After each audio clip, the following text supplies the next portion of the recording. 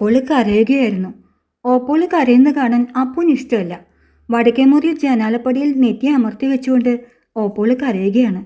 അവർക്ക് എപ്പോഴും കരച്ചില് തന്നെ, കരച്ചില്. ഒരുപക്ഷെ വലിയമ്മ ചീത്ത പറഞ്ഞിട്ടുണ്ടാവും. വലിയമ്മ അപ്പുവിനെയും ചീത്ത പറയാറുണ്ട്.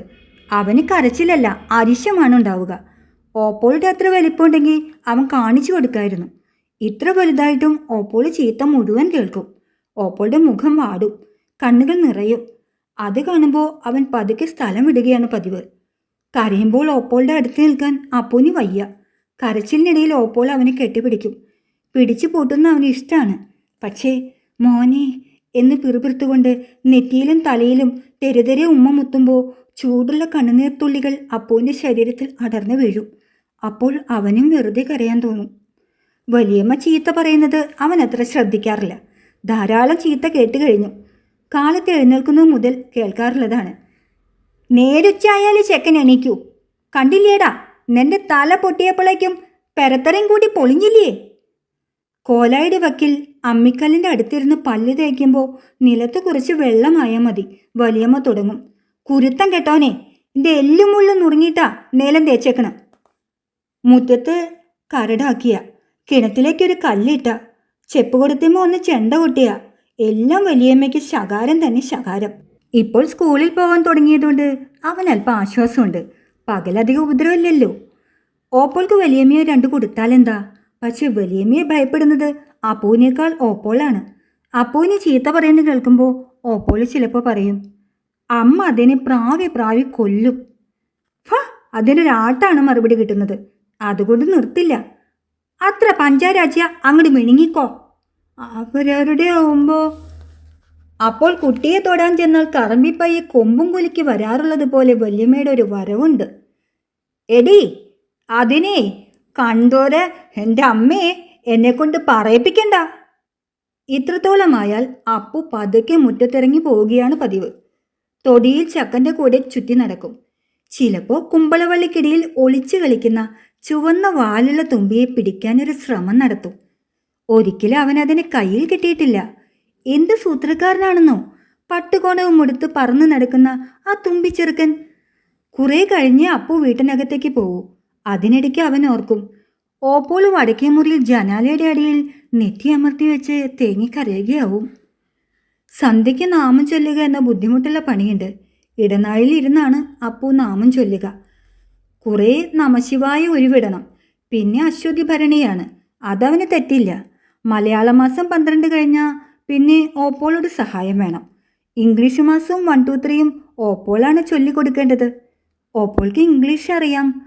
ഉമ്മറത്തെ ഉണ്ണികൃഷ്ണൻ്റെ ചിത്രമുള്ള കലണ്ടറിൽ അച്ചടിച്ച ഇംഗ്ലീഷൊക്കെ വായിക്കാൻ ഓപ്പോൾക്ക് കഴിയും. ഓപ്പോൾ 8 വരെ പഠിച്ചതാത്രേ. എല്ലാം ചൊല്ലിക്കഴിഞ്ഞാൽ അവൻ ഓപ്പോളുടെ അടുത്ത് ചെന്നിരിക്കും. ഒന്നും പറയാറില്ല. ഓപ്പോളുടെ വിരലുകൾ അവൻ്റെ മുടിക്കുള്ളിൽ സഞ്ചരിച്ചുകൊണ്ടിരിക്കും. അപ്പോഴായിരിക്കും അടുത്ത വീട്ടിൽ നിന്ന് പാട്ട് കേൾക്കുന്നത്. അടുത്ത വീട് വളരെ വലുതാണ്. അവിടെ അവൻ പോയിട്ടില്ല. വേലിക്കപ്പുറത്തു നിന്ന് കണ്ടിട്ടേയുള്ളൂ. അവിടെ ഒരുപാട് ആളുകളുണ്ട്. അവിടെ നിന്ന് പാട്ട് കേൾക്കാൻ തുടങ്ങിയത് ഈയിടെയാണ്. പാട്ട് പാടുകയും വർത്തമാനം പറയുകയും ചെയ്യുന്ന ഒരു പെട്ടി അവിടെ കൊണ്ടുവന്നിട്ടുണ്ട്. പെട്ടി എങ്ങനെയാണ് പാടുന്നതും പറയുന്നതും? ചക്കൻ പറയുന്നത് അതിനകത്ത് ആള് കയറിയിരുന്നിട്ടുണ്ടാവുമെന്നാണ്. ചക്കന് ഒന്നും അറിയില്ല. അവൻ സ്കൂളിൽ പോകുന്നില്ലല്ലോ. അവനെ മാത്രം കറമ്പി കുത്താൻ പോവില്ല. അതവൻ്റെ കേമത്തൊന്നല്ല, മുടിങ്കോൾ കണ്ടിട്ടാണ്. ആ പാട്ടൊക്കെ സിനിമയിലുള്ളതാണത്രേ. അപ്പു പക്ഷെ സിനിമ കണ്ടിട്ടില്ല. അവൻ്റെ ക്ലാസ്സിലെ യശോദയും മണിയും കണ്ടിട്ടുണ്ടത്രേ. സിനിമയിലെ ചിത്രങ്ങൾ കൊണ്ടുണ്ടാക്കിയ ഒരു സഞ്ചി അവൻ കണ്ടിട്ടുണ്ട്.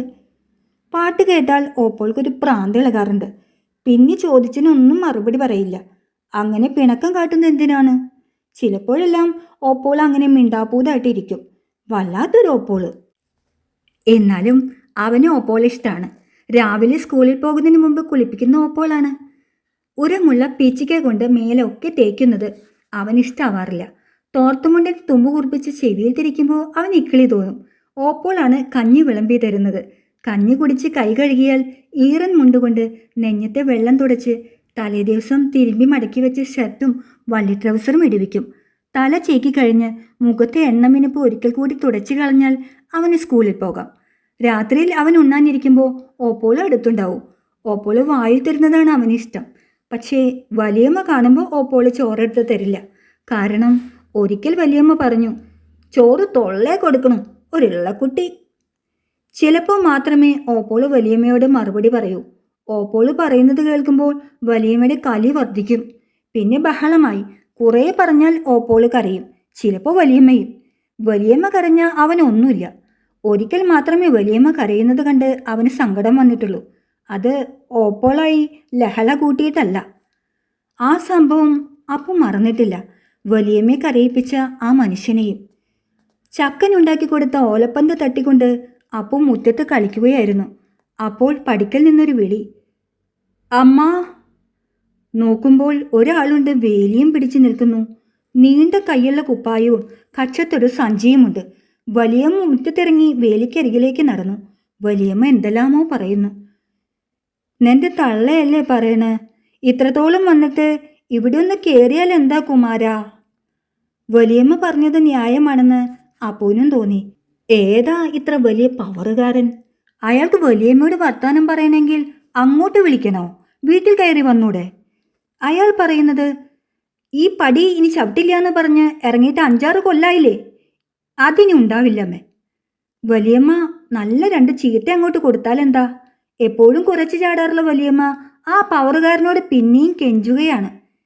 വട്ടിയിലിട്ടതായി പോയില്ലേ, നിക്കവളെ കൊല്ലാൻ വെക്കോ?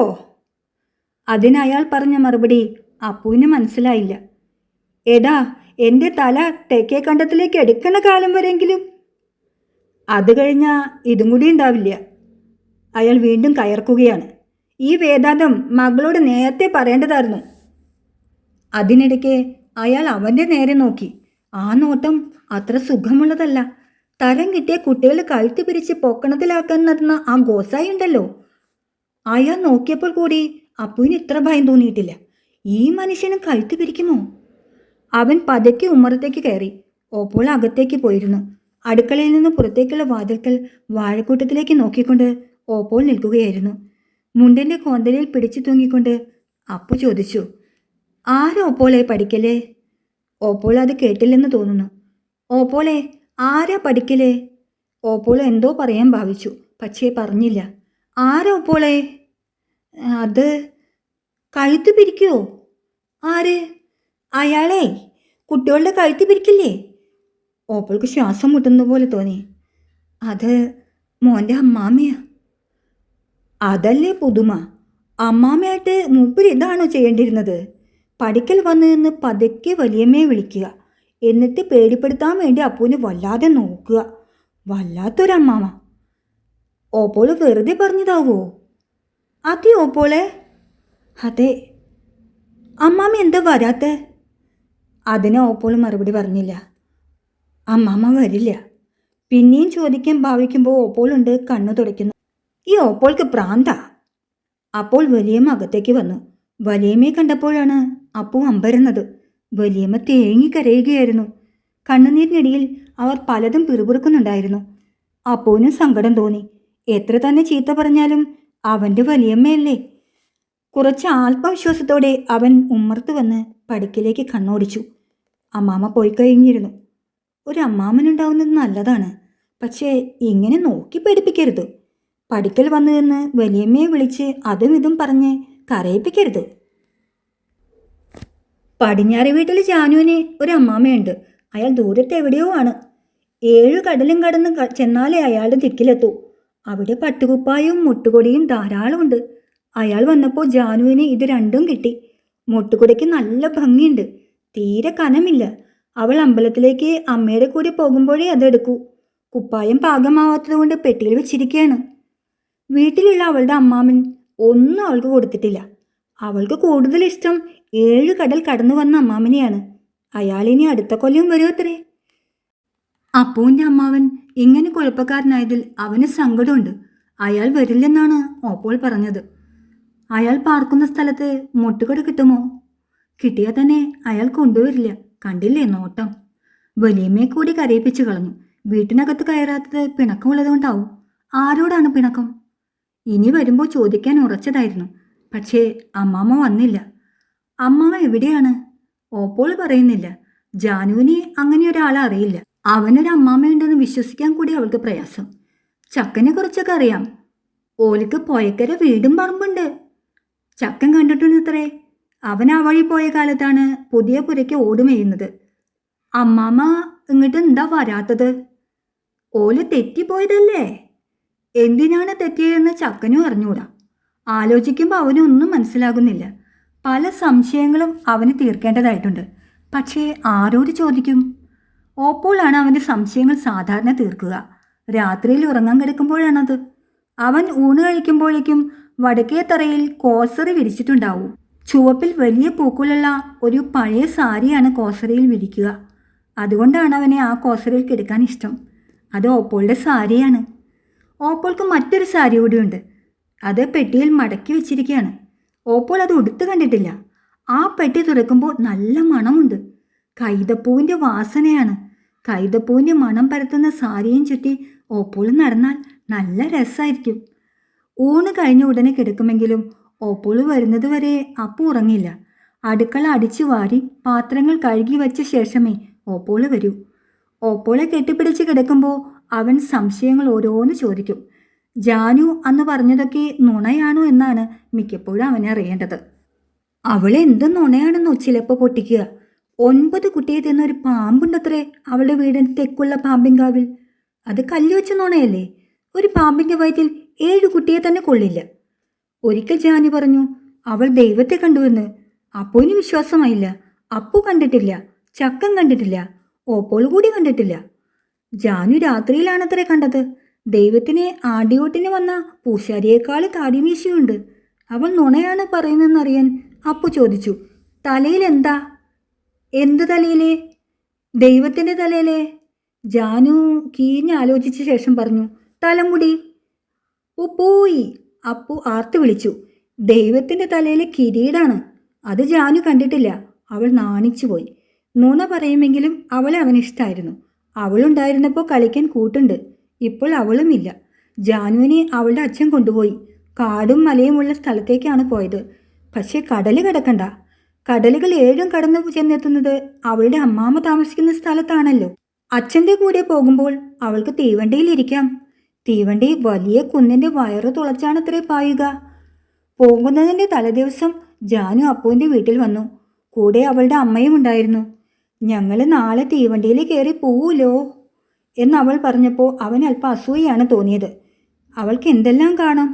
അവൾ പോകുന്ന സ്ഥലത്ത് നല്ല റബ്ബർ ബന്ധും സൈക്കിളും ഒക്കെ കാണുമായിരിക്കും. അപ്പുവിന് എവിടേക്കെങ്കിലും ഒന്ന് പോയാൽ കൊള്ളാമെന്നുണ്ട്. ആരെങ്കിലും വന്ന് വിളിച്ചുകൊണ്ട് പോവാതെ അവൻ എന്തു ചെയ്യും? താലപ്പൊലിപ്പാല നിൽക്കുന്ന കുന്നിനപ്പുറം അവൻ ഒന്നും കണ്ടിട്ടില്ല. 7 കടലിനപ്പുറമുള്ള രാജ്യങ്ങൾ, കൂറ്റൻ കുന്നുകളുടെ വയറു തുളച്ചു പായുന്ന തീവണ്ടി, മുട്ടുകുടയും പട്ടുകുപ്പായങ്ങളും നിറഞ്ഞ ആ സ്ഥലങ്ങളിലെ കുട്ടികൾക്ക് എന്തു രസമായിരിക്കും. ജാനുവിൻ്റെ അമ്മ ഓപ്പോളോട് യാത്ര പറഞ്ഞു.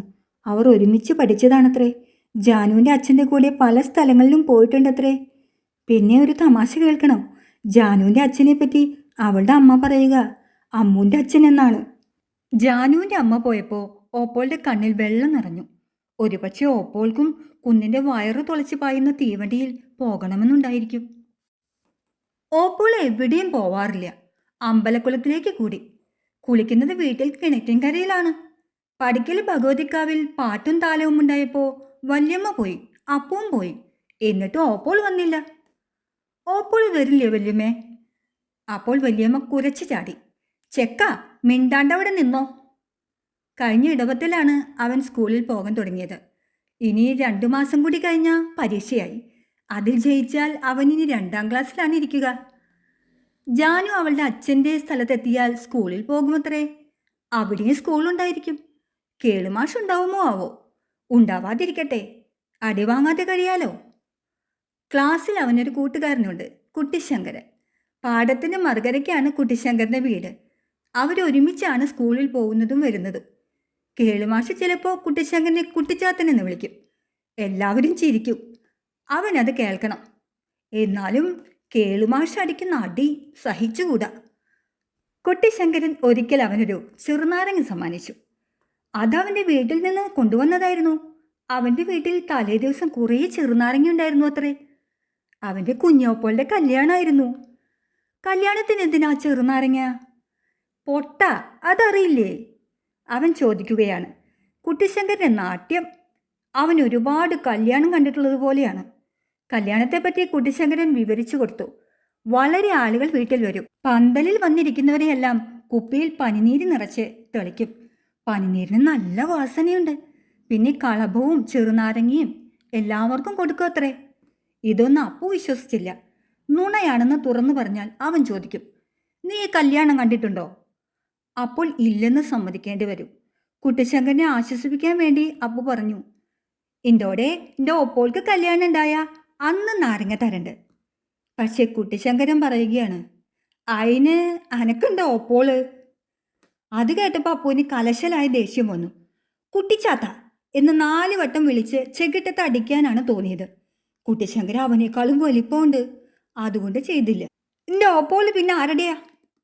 പൊട്ട, എൻ്റെ ഓപ്പോൾ എൻ്റെ അമ്മയല്ലേ. അപ്പോൾ കുട്ടിശങ്കരന് വിഡിത്തമോർത്ത് ചിരിയാണ് വന്നത്.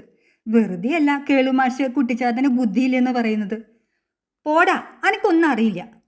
പിന്നെ അനക്കാ നിശ്ചം, എൻ്റെ അമ്മ പറഞ്ഞൂലോ. എൻ്റെ അമ്മയ്ക്കാ നിശ്ചം? പിന്നയ്ക്ക് പിണക്കമായി.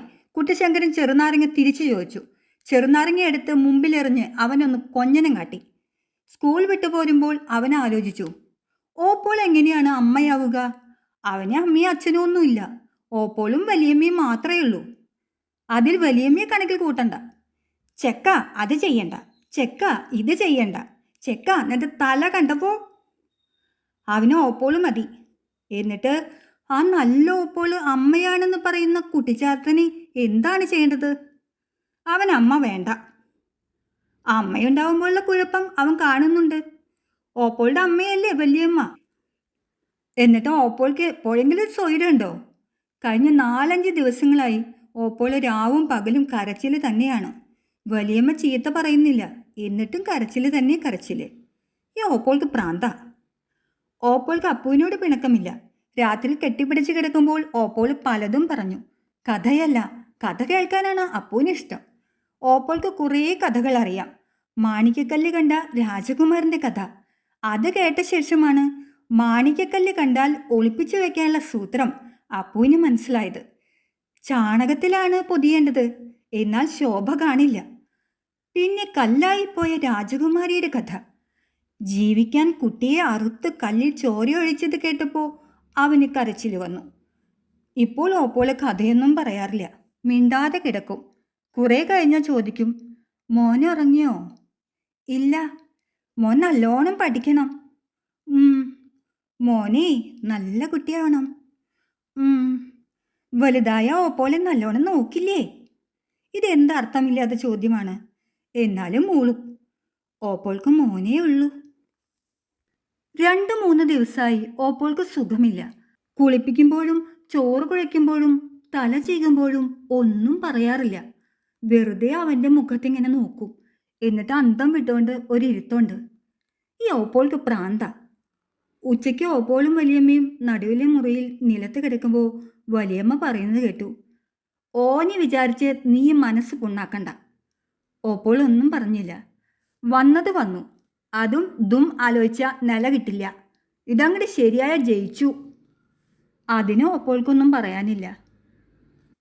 അതൊക്കെ ശങ്കരൻ നായർ നടത്തും. അയാൾ ആന്തരുള്ളവനാ. അമ്മ എന്താ അമ്മയെ പറയണേ? നീയേ. വലിയമ്മയുടെ ശബ്ദം കുറച്ചൊന്ന് വ്യത്യാസപ്പെട്ടു. വെറുതെ ഓരോന്നിനും ഒരുങ്ങേണ്ട. ഇതും പഴച്ചാൽ പിന്നെ ജന്മം മുഴുവൻ ഇങ്ങനെ തന്നെ ഇരുന്നോളോണ്ടോ? ഇത് ചതിയല്ലേ? ഓപ്പോളാണ് ചോദിക്കുന്നത്. അത് നീ അറിയണ്ട. പിന്നെ അതിൻ്റെ കേടുകൂടി നിൽക്കാവും. അതൊക്കെ ശങ്കരൻ നായർക്ക് നിശ്ചണ്ട്. വയനാട്ട് കിടക്കുന്ന ആൾക്ക് ഇതിൻ്റെ കമ്പിയല്ലേ? അമ്മേ, അപ്പും ഷിപ്പും. മാളോ, എന്നോട് ഞാനാ പറയണ്. ഈ അനർത്ഥമൊന്ന് ഒഴിക്കാമെന്നിരിക്കുമ്പോൾ ഓപ്പോളും മിണ്ടുന്നില്ല. വീണ്ടും വലിയമ്മ പറഞ്ഞു, ഒക്കെ ശങ്കരൻ നായർ ഏറ്റിട്ടുണ്ട്. ഏതാണ് ഈ ശങ്കരൻ നായർ? ഇത്ര വലിയ കേമനെ ഒന്ന് കാണണമല്ലോ. അങ്ങനെ ഇരിക്കുമ്പോൾ കേട്ടു, ശങ്കരൻ നായർ ഒരു ദിവസം വീട്ടിൽ വരുന്നുണ്ട്. ശങ്കരൻ നായർ നല്ല മനുഷ്യനായിട്ടാണ് തോന്നിയത്. അയാൾ തിണ്ണയിലിരുന്ന് വലിയമ്മയുമായി സംസാരിക്കുമ്പോൾ പപ്പട വട്ടത്തിലുള്ള നരച്ച തലമുടിയുടെ ഭംഗിയാണ് അവൻ നോക്കിയത്. അയാൾക്ക് വലിയമ്മയോട് ഒരുപാട് കാര്യങ്ങൾ പറയാനുണ്ട്. അതൊന്നും അവന് കേൾക്കണ്ട. വയനാട്ടിൽ വെച്ച് കല്യാണം നടത്തുന്നുണ്ടത്രേ. നടത്തിക്കോട്ടെ. ചെക്കൻ്റെ കാര്യം ചെവിയിൽ വീഴാതെ നോക്കണം. നോക്കിക്കോട്ടെ. അപ്പൂനെ ആ പപ്പടവട്ടത്തിൽ നിർത്തിയ തലമുടി ഒന്ന് നല്ലപോലെ കാണുകയേ വേണ്ടു. അതിന് നടുവിലൊരു 4 നീണ്ട മുടി വെച്ചു കൊടുത്താൽ നന്നായിരിക്കുന്നു തോന്നുന്നു. സ്കൂളിൽ തോട്ടത്തിന് നടുവിൽ ചട്ടിയിൽ കുതിരവാലി വെച്ച പോലെ ഭംഗിയുണ്ടാവും. അവൻ തല പുറത്തേക്കിട്ട് ഒന്നുകൂടി നല്ലപോലെ നോക്കി. ശങ്കരൻ നായർ ശബ്ദം താഴ്ത്തി വലിയമ്മ തിരിഞ്ഞു നോക്കിയപ്പോൾ അപ്പൂനെ കണ്ടു. അപ്പോ മിറ്റത്ത് പോയി കളിച്ച? അവൻ അകത്ത് പോയി. ഓ, അവരുടെ ഒരു പഞ്ചായത്ത്. വയനാട്ടിലെ കല്യാണം കൊണ്ട് അവൻ എന്താ കാര്യം? ഒരു ചെറുനാരങ്ങ കൂടി കിട്ടില്ല. ആര് വേണമെങ്കിൽ കല്യാണം നടത്തിക്കോട്ടെ. അപ്പൂവിനെന്ത് ചെയ്തു? അകത്തെ മുറിയിൽ അരിയിട്ട് വയ്ക്കുന്ന മുറുക്ക് പെട്ടി അവനൊന്ന് തുറന്നടച്ചു. അതിനകത്ത് ചിറകുമുളയ്ക്കാത്ത ഒരു കൂറ കണ്ണ് വീഴ്ച നോക്കുന്നു. ജനാലയിൽ കയറി നിന്നു. ചുവരിലെ ആണിയിൽ തൂക്കിയിട്ട പൂവട്ടിയിലേക്ക് നോക്കി. വെറുതെ, അതിൽ കടുകാണ്. അടുക്കളയിൽ നിന്ന് ഓട്ട് ഗ്ലാസ് വീഴുന്ന ശബ്ദം കേട്ടു. ഓപ്പോളാണ് അടുക്കളയിൽ. വലിയമ്മ വിളിച്ചു, മാളുവോ? ഗ്ലാസ് വീണതിന് ചീത്ത പറയാനാവുമോ? എടി മാളുവോ? ഓപ്പോൾ ഉമ്മറത്തേക്കുള്ള വാതിൽക്കൽ വന്നു നിന്നു.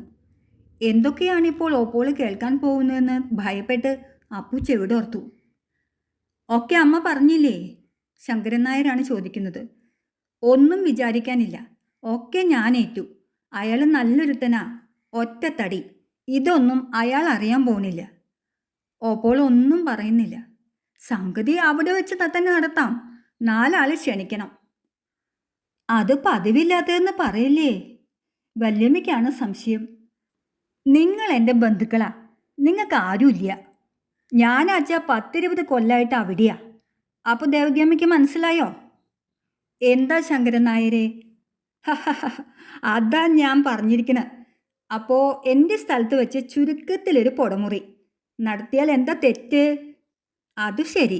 ശങ്കരൻ നായരെ, നിങ്ങളാണ് നിൽക്കുള്ളൊരു ആശ്രയം. അതുകൊണ്ട് തന്നെയല്ലേ ഞാനിത് പാട്ട് പിടിച്ച് കൊണ്ടുവന്ന്. അയാൾക്ക് കുട്ടിയെ കാണണമെന്ന് പറഞ്ഞു. അയിനോ? വലിയമ്മ എന്തൊക്കെയോ പിറുപിറുത്തു. അതൊന്നും ചെവിയിൽ വീഴാതെ ഞാൻ നോക്കിക്കൊണ്ട്. ഒക്കെ നേരെ അയാൾ ഒരു കൂട്ടുപായസം താഴത്തേക്കാവിൽ കഴിക്കാൻ നേർന്നിട്ടുണ്ട്. ഒക്കെ ശരിയാവുന്ന്. മകൾക്ക് ഒരു ബുദ്ധിമുട്ടും വരില്ല. അയാൾക്ക് ഗവൺമെൻറ്റിൽ നിന്ന് കിട്ടിയ 4 ഏക്കർ ഭൂമിയുണ്ട്. പണിയെടുത്ത സുഖമായി കഴിയാം. അപ്പോൾ ഓവിൻ്റെ താഴെ വെച്ച ഒഴിഞ്ഞ താമ്പാളത്തിനകത്ത് പതുങ്ങിയിരിക്കുന്ന ഒരു കൊമ്പുള്ള വിദ്വാനെ അപ്പു കണ്ടെത്തി. കൂറയല്ല, ഇതൊരു പുതിയ വീരനാണ്. ഇവനെ വെറുതെ വിടാൻ പാടില്ല. വേണ്ട സമയത്ത് ചൂലി കാണില്ല. നല്ല വണ്ണമുള്ളൊരു ഈർക്കിലി വേണം. ഉമ്മറത്ത് അപ്പോഴും സംസാരം നടക്കുന്നുണ്ട്. ശങ്കരൻ നായരും വലിയമ്മയുമാണ് പറയുന്നത്. ഒക്കെ സ്വകാര്യമാണ്. അതാണ് ഇത്ര പതുക്കെ. എന്തോ ആവട്ടെ. എവിടെ പോയി ചൂല്? പതുങ്ങിക്കിടക്കുന്ന കൊമ്പനെ ഒന്ന് വീക്കണം. ചൂലന്വേഷിച്ച് അടുക്കളയിലേക്ക് ചെന്നപ്പോൾ ഓപ്പോളുണ്ട് അവിടെ. ഇത്തിരി മുമ്പല്ലേ ഓപ്പോള് ശങ്കരൻ നായരുടെ പഞ്ചായത്ത് കേൾക്കാൻ പോയത്. ഓപ്പോളോട് ചൂലെവിടെയെന്ന് ചോദിച്ചപ്പോൾ അവനെ വാരിയെടുക്കുകയാണ് ചെയ്തത്. എന്നിട്ട് നെറ്റിയിലും തലയിലും കുറേ ഉമ്മ വെച്ചു. ഓപ്പോളുടെ കണ്ണുനീർ അവൻ്റെ മുഖത്തും ശിരസിലുമെല്ലാം ഇറ്റു വീണു. ശങ്കരൻ നായർ ഒന്നും ചീത്ത പറയുന്നത് കേട്ടിട്ടില്ല. വലിയ ശുണ്ടി പിടിപ്പിച്ചിട്ടില്ല. പിന്നെ എന്തിനാണ് കരയുന്നത്? ഈ ഓപ്പോൾക്ക് പ്രാന്ത. രാത്രിയിൽ ഓപ്പോളി ചോദിച്ചു, ഓപ്പോളില്ലെങ്കിൽ മോന് വല്യമ്മയുടെ അടുത്ത് കിടന്നൂടെ? ഞാൻ ഓപ്പോളുടെ കൂടെയാണ്. ഓപ്പോള് പോയാലോ? എവിടേക്കാ ഓപ്പോള് പോണ്? ഓപ്പോള് പറഞ്ഞില്ല. വീണ്ടും വീണ്ടും ചോദിച്ചപ്പോൾ മറുപടി കിട്ടി. എങ്ങോട്ടും ഇല്ല. ഓപ്പോള് കളി പറയാ. ഹാവൂ, അപ്പൂന് സമാധാനായി. ഒരു വൈകുന്നേരം സ്കൂൾ വിട്ടു വന്നപ്പോൾ അവന് ഓട്ടട കിട്ടി. അത് പതിവില്ലാത്തതാണ്.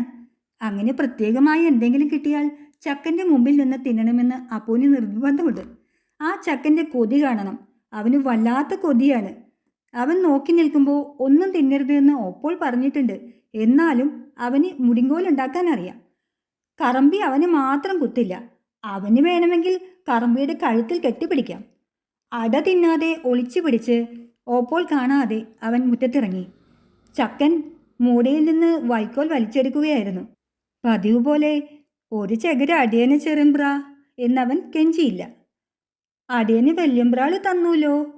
നോണ. അടിയന ഓല് വന്നപ്പോൾ ചായപ്പൊടിയും പഞ്ചാരിയും വാങ്ങിക്കൊണ്ടത്. ആരെ വന്ന്? വിരുന്നാരെ. ഇതൊക്കെ ചെറിയമ്പ്ര. ചക്കൻ മടിയഴിച്ച് കാണിച്ചു. 3 ബീഡിക്കുറ്റി. ആ ബന്ന തമ്പുരാൻ വലിച്ചിട്ടതാ.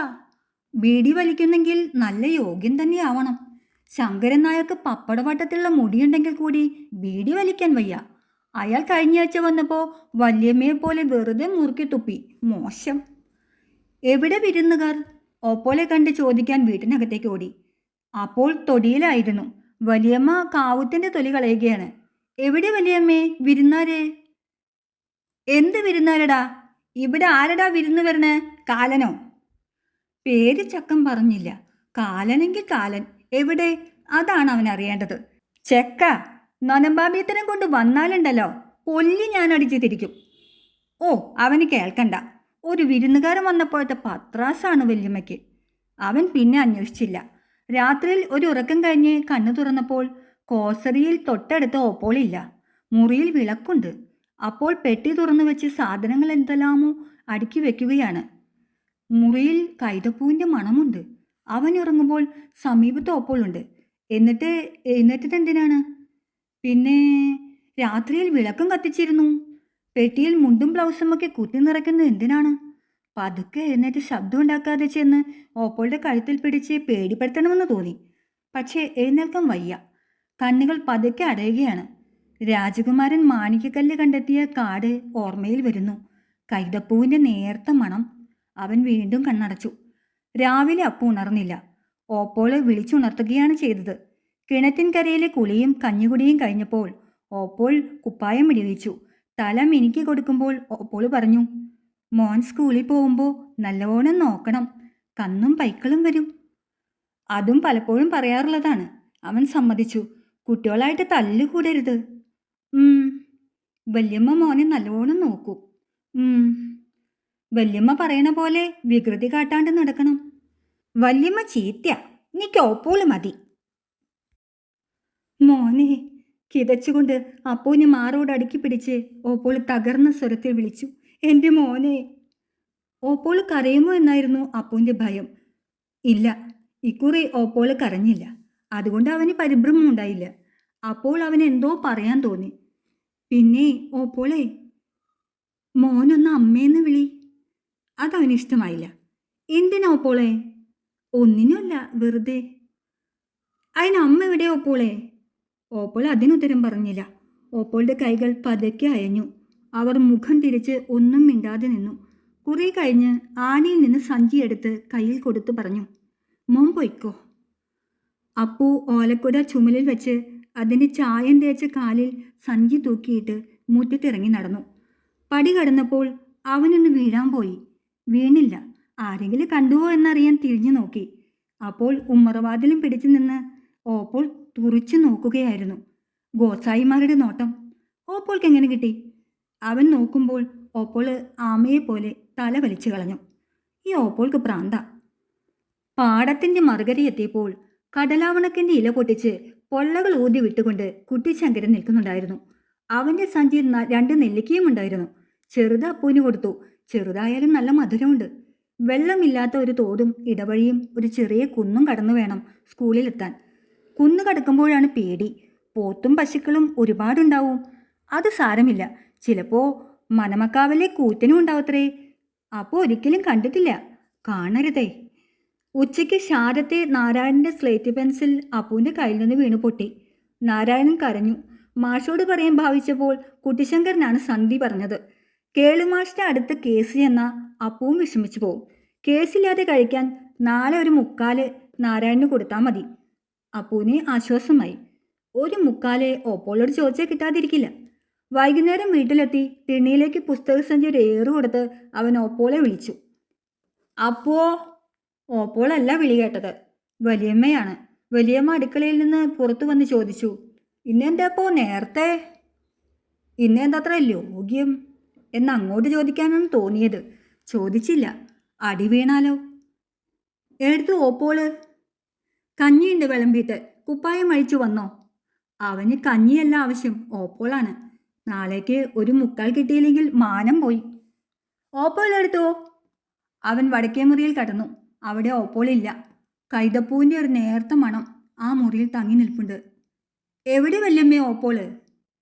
ഓപ്പോൾ ഇവിടെ ഇല്ല. എവിടെ? ഓപ്പോള് ഒത്തിരി പോയിരിക്കുക. എവിടേക്കാ? ഓപ്പോളേ ഓപ്പോള് പോയിട്ട് വരും. വരുമ്പോൾ അപ്പൂന് പന്ത് കൊണ്ടുവരും. പന്ത് കൊണ്ടുവന്നോട്ടെ, എന്നാലും അവനെ കൂട്ടാതെ അവനോട് പറയാതെ പോയിട്ടെന്തിന്? അവൻ അരിശം കയറി. വല്ലാത്തൊരു ഓപ്പോള്. ഓപ്പോൾ ഇത് ചെയ്തില്ലേ? അപ്പു ഇനി മിണ്ടില്ല. ഈ ഓപ്പോള് എന്താ ചെയ്യേണ്ടത്? ഓപ്പോളിൻ്റെ പെട്ടിയിൽ മുക്കാല് കാണുമായിരിക്കും. ഒരു മുക്കാലല്ല, 2 മുക്കാല് തന്നെ എടുക്കണം. അതിന് ചീത്ത പറയാൻ വന്നാൽ കാണിച്ചു കൊടുക്കാം. പക്ഷെ പെട്ടി എവിടെ? അവന് കരച്ചിൽ വന്നു. വലിയമ്മ വീണ്ടും വിളിച്ചു. അപ്പുവിന് കഞ്ഞി വേണ്ട. അവൻ മുറ്റത്തിറങ്ങി കൂവളത്തറയിൽ ഇളകിക്കിടക്കുന്ന കല്ലെടുത്ത് ഒതുക കല്ലിൽ ഒരു ഏറ് കൊടുത്തു. എന്നിട്ട് പടിഞ്ഞാറേ പുറത്തേക്ക് നടന്നു. അപ്പോ മോന് വല്യമ്മ കഞ്ഞി വിളമ്പിത്തരാം. അപ്പുവിന് വല്യമ്മയുടെ ലോഗ്യം വേണ്ട. ഓപ്പോള് വരട്ടെ. റബ്ബർ ബന്ധ കയ്യിൽ തന്നാൽ വലിച്ചൊരു ഏറ് കൊടുക്കും. അത് തന്നെ. വലിയമ്മ വീണ്ടും വിളിച്ചു. അപ്പുവിന് ഒന്നും വേണ്ട. അവനൊന്ന് കരയാനാണ് തോന്നിയത്. ഓപ്പോളോടുള്ള അരിശ മുഴുവൻ കാണിച്ചുകൊണ്ട് ഉറക്കെ കരയാൻ. ഓപ്പോള് വരുമ്പോൾ അവന് കവറിട്ട പന്തും മിഠായിയുമാണ് കൊണ്ടുവരുന്നതെങ്കിലോ? അപ്പോൾ എന്ത് ചെയ്യണം? എന്നാലും ഓപ്പോള് പറയാതെ പോയില്ലേ? വല്ലാത്തൊരു ഓപ്പോള്. ഈ ഓപ്പോൾക്ക് പ്രാന്ത.